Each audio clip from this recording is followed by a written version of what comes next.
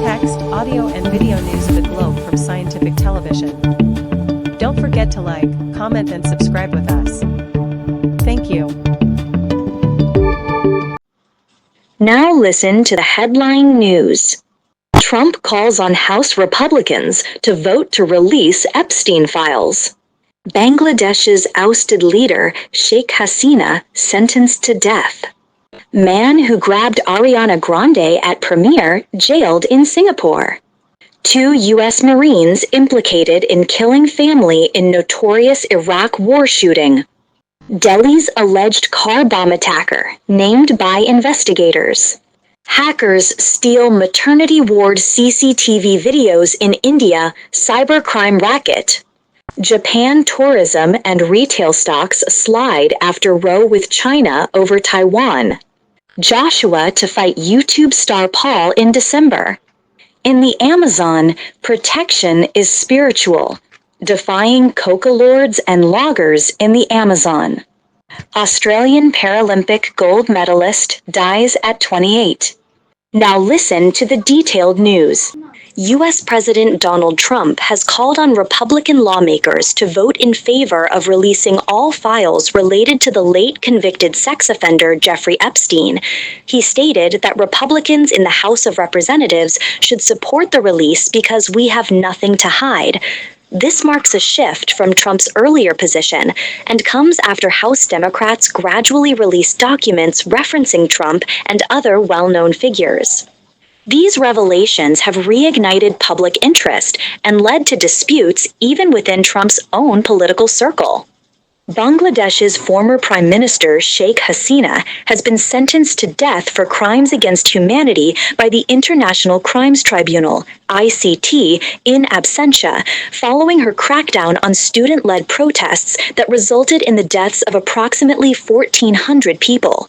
Hasina, who has been exiled in India since being forced from power in July 2024, was accused of authorizing lethal force against protesters.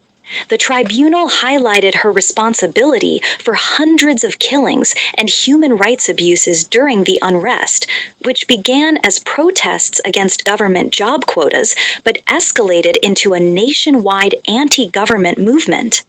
A Singapore court has sentenced 26-year-old Australian Johnson Wen to 9 days in prison for grabbing Hollywood star Ariana Grande at the Asia premiere of Wicked for good.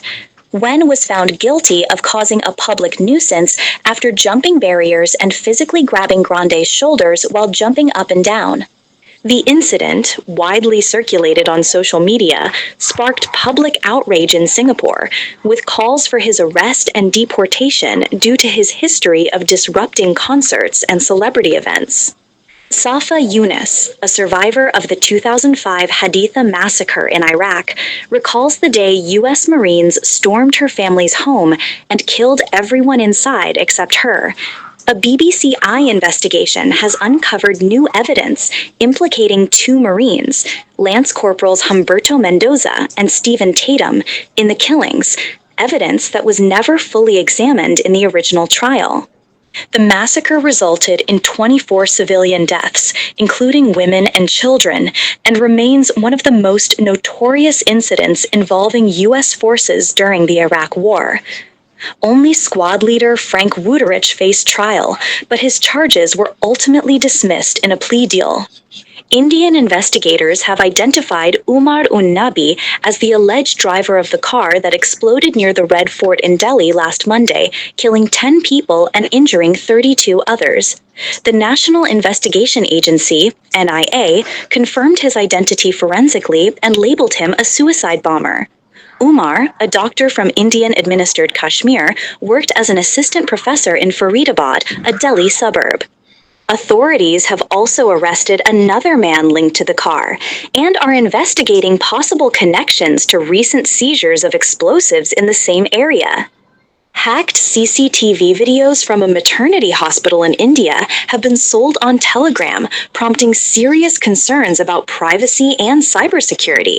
Some videos showing pregnant women receiving medical treatment were initially discovered on YouTube and included links directing viewers to buy longer footage via Telegram channels. Police investigations revealed that this was part of a larger cybercrime racket affecting at least 50,000 CCTVs nationwide, including those in hospitals, schools, offices, and private residences. Several arrests have already been made across multiple states. Japanese tourism and retail stocks fell sharply on Monday after China issued warnings to its citizens against traveling to Japan amid escalating tensions over Taiwan. Shares in department store chains such as Mitsukoshi, Isetan, and Takashimaya dropped by more than 5%, while cosmetics company Shiseido and carriers Japan Airlines and ANA Holdings also suffered losses. The theme park operator Oriental Land, which runs Tokyo Resort, saw its share price fall 5.8%. The declines followed Chinese government advisories urging students and travelers to reconsider going to Japan and offering refunds on flights. Former world heavyweight champion Anthony Joshua is set to fight YouTube star turned boxer Jake Paul in a professional bout on 19 December at the Kaseya Center in Miami. The fight, which will be streamed live on Netflix, will consist of 8 3-minute rounds. Joshua, 36, will make his return to the ring after being knocked out by Daniel Dubois in September 2024, while Paul, 28, takes this fight after a scheduled exhibition against Gervonta Davis was canceled due to a lawsuit. Both fighters will wear regulation 10-ounce gloves, and Joshua must weigh under 245 pounds for the bout. In 2013, hundreds of indigenous leaders gathered by the Caquetá River in the Colombian Amazon to address threats to their communities from loggers, poachers, and armed groups controlling illegal mining and coca crops. Frustrated by the failure of official law enforcement to protect them and their forests, the leaders convened in a traditional meeting house and participated in sacred rituals and visions to guide their decisions. Australian Paralympic gold medalist Paige Greco has died at the age of 28. The paracyclist, who won her country's first gold medal at the Tokyo 2020 Paralympic Games, passed away on Sunday at her home in Adelaide following a sudden medical episode, according to Oz Cycling. Greco's family expressed devastation at her loss while celebrating her life, describing her as kind, determined, and warm.